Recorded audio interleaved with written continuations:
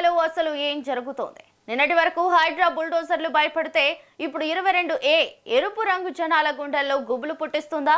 తెలంగాణలో కష్టపడి కట్టుకున్న 18 లక్షల పక్కా ఇల్లు, 9 లక్షల ఇళ్ల స్థలాలను ఒక్క సంతకంతో నిషేధిత జాబితాలో పడేయడం వెనుక ఉన్న అసలు కుట్ర ఏంటి?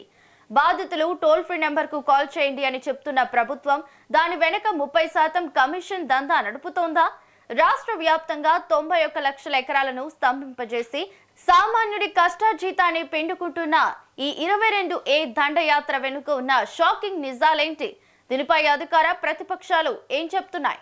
మొన్నటి వరకు హైడ్రా పేరుతో ఏ క్షణంలో ఏ బుల్డోజర్ వచ్చి ఇళ్లను కూల్చేస్తుందోనని నిద్రలేని రాత్రులు గడిపిన తెలంగాణలో సామాన్యుడికి ఇప్పుడు 22A నిషేధిత భూముల రూపంలో రేవంత్ ప్రభుత్వం మరొక బిగ్ షాక్ ఇచ్చింది. ప్రజాపాలన అని చెప్పి అధికారంలోకి వచ్చిన ప్రభుత్వం రాత్రికి రాత్రే మీ సొంత ఇల్లు, మీరు కష్టపడి కొనుక్కున్న ప్లాట్లు ప్రభుత్వ భూమి అయిపోయిందని కంప్యూటర్లలో లాక్ చేస్తే ఆ బాధ ఎలా ఉంటుంది? ఇది కేవలం అధికారుల సాంకేతిక పొరపాటు మాత్రమేనా, లేక ప్రజలను భయాందోళనలకు గురిచేసి డబ్బులు వసూలు చేసేందుకు ల్యాండ్ మాఫియాకు దోచిపెట్టడానికి వేసిన పక్కా కుట్ర?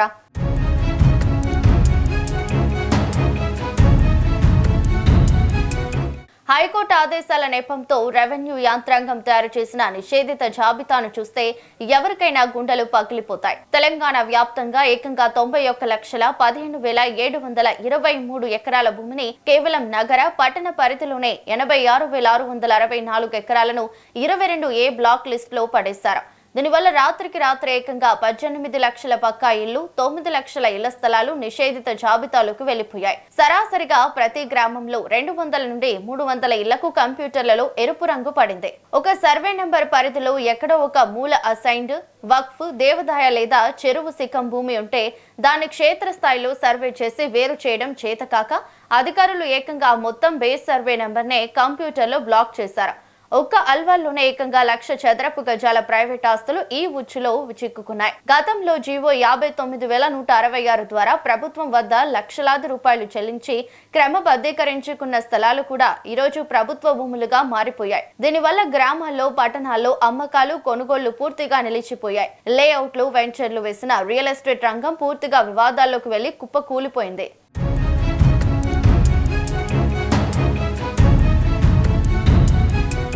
పిల్లల పెళ్లిళ్లు, ఉన్నత చదువులు లేదా అత్యవసర వైద్యం కోసం ఆస్తి అమ్ముకుందామంటే రిజిస్ట్రేషన్లు కావడం లేదు. సబ్ రిజిస్ట్రార్ కార్యాలయానికి వెళ్లే చాలు స్క్రీన్ మీద రెడ్ మార్క్ ప్రత్యక్షం అవుతోంది. పోనీ బ్యాంకులో తాకట్టు పెడదామంటే 22A రికార్డు చూపి లోన్లు రిజెక్ట్ చేస్తున్నారు. లావాదేవీలన్నీ నిలిచిపోవడంతో రాష్ట్రంలో రియల్ ఎస్టేట్ రంగం ఒక్కసారిగా కుదేలైంది. తమ తప్పేమీ లేకపోయినా నిషేధిత జాబితా నుంచి తమ ఆస్తిని తొలగించుకోవడానికి, ఒక ఎన్ఓసి తెచ్చుకోవడానికి సామాన్యులు కలెక్టరేట్లు, తహసీల్దార్ ఆఫీసుల చుట్టూ కాళ్లరిగేలా తిరగాల్సి వస్తుంది. ప్రజలను భయపెట్టి స్థలాల తొలగింపు పేరుతో కలెక్టర్ల రికమెండేషన్ల ద్వారా డబ్బులు వసూలు చేయడానికి ఈ డ్రామా ఆడుతున్నారా, లేక అత్యవసరంలో ఉన్న సామాన్యులను తక్కువ ధరకే తమ భూములను దళారులకు అమ్ముకునేలా చేసే కుట్రనా?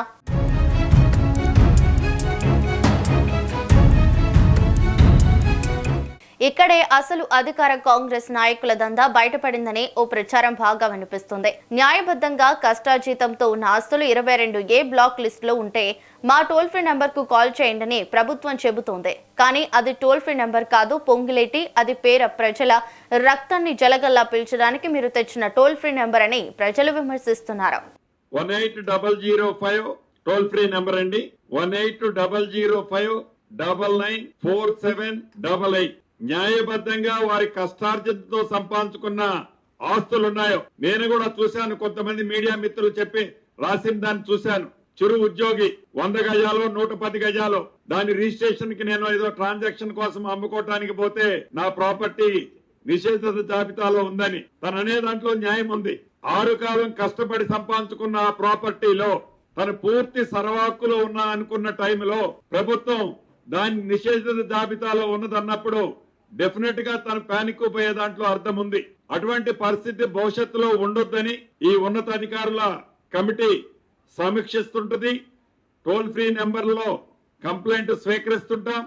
రిటర్న్ పూర్వకంగా మీరిచ్చే కంప్లైంట్లు స్వీకరిస్తుంటాం.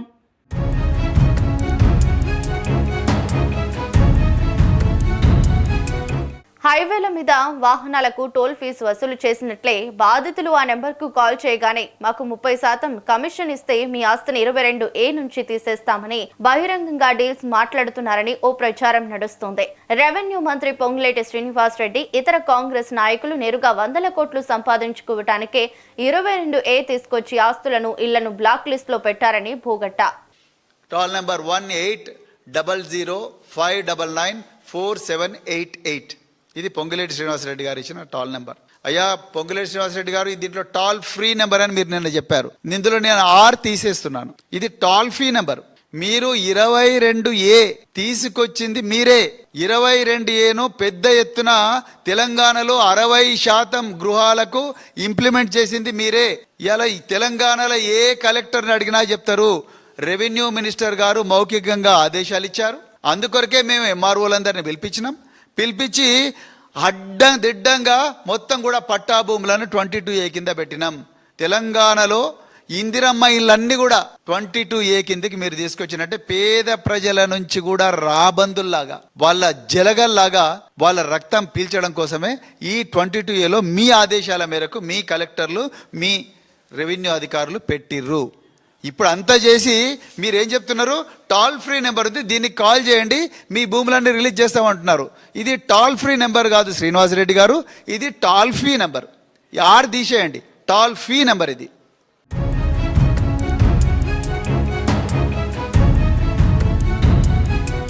రేవంత్ రెడ్డి అండ్ పొంగులేటి శ్రీనివాస్ రెడ్డి కలెక్టర్ల పునః పరిశీలన పేరుతో ఇంకా ఎంతకాలం కాలయాపన చేస్తారని ప్రతిపక్షాలు ప్రశ్నిస్తున్నాయి.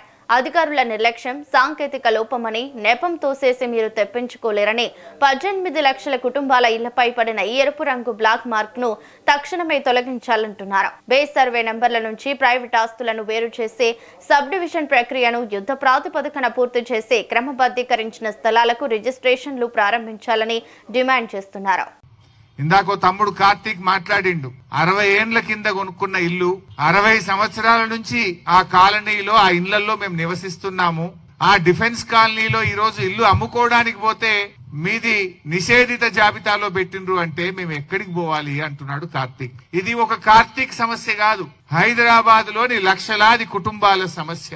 రాత్రికి రాత్రి కాలనీలు సర్వే నంబర్లు మొత్తం లేఅవుట్లు, HMDA అమ్మిన భూములు, హుడా అమ్మిన భూములు, యాక్షన్ లో ప్రభుత్వం అమ్మితే కొనుక్కున్న భూములన్నీ కూడా 22A కింద నిషేధిత జాబితాలో పెడితే ఆ ప్రజలు ఏం కావాలి? సబ్ రిజిస్ట్రార్ దగ్గరికి పోతే MRO దగ్గరికి పోమంటుండు, MRO దగ్గరికి పోతే RDO గారి దగ్గరికి పో అంటుండు, RDO దగ్గరికి పోతే కలెక్టర్ గారి దగ్గరికి పో అంటుండు, కలెక్టర్ గారిని కలిస్తే ఇది ULC సమస్య, ULC ఆఫీస్ కు పో అంటున్నారు.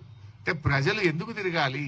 మీరు చేసిన తప్పులకు శిక్ష ప్రజలకెందుకు అని ఈరోజు బీఆర్ఎస్ పార్టీ ప్రశ్నిస్తా ఉంది. 20 ఏండ్ల నుంచి లేని సమస్య రాత్రికి రాత్రే మీకు ఎందుకు ఆ బుద్ధి పుట్టింది? ఆ ULCలో పరిష్కారమైన భూములన్నీ కూడా ఎందుకు నిషేధిత జాబితాలో పెట్టారు అని ఈరోజు మేము అడుగుతా ఉన్నాం.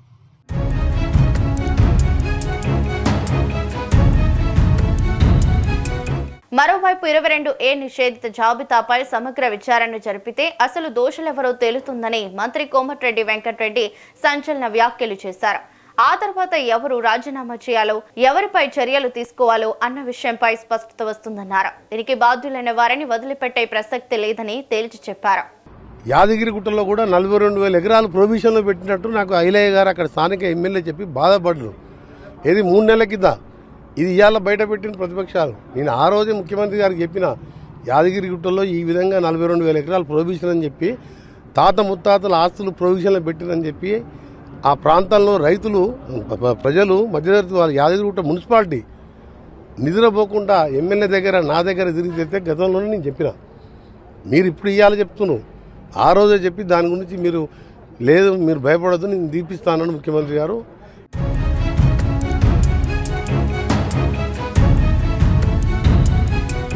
ప్రజల్లో వ్యతిరేక రావడంతో సీఎం రేవంత్ రెడ్డి అలర్ట్ అయ్యారు. 22A నిషేధిత భూముల జాబితా వ్యవహారంపై సీఎం ఫోకస్ పెట్టారు. ప్రైవేటు భూ యజమానులకు ఇబ్బందులు రానివ్వబోమని స్పష్టం చేశారు. మరో 2 రోజుల్లో రెవెన్యూ అధికారులు నిషేధిత భూములపై పరిశీలన చేపడతారని అన్నారు. భూమి ప్రైవేటుదిగా నిర్ధారణ అయితే వెంటనే రిజిస్ట్రేషన్ చేయాలని ఆదేశించారు. 22A జాబితాను కలెక్టర్లు క్షుణ్ణంగా పరిశీలించి శాశ్వత పరిష్కారం చూపాలని సూచించారు. దళారులను నమ్మవద్దని, ప్రజల ఆస్తి హక్కుల పరిరక్షణకు ప్రభుత్వం కట్టుబడి ఉందని భరోసా ఇచ్చారు.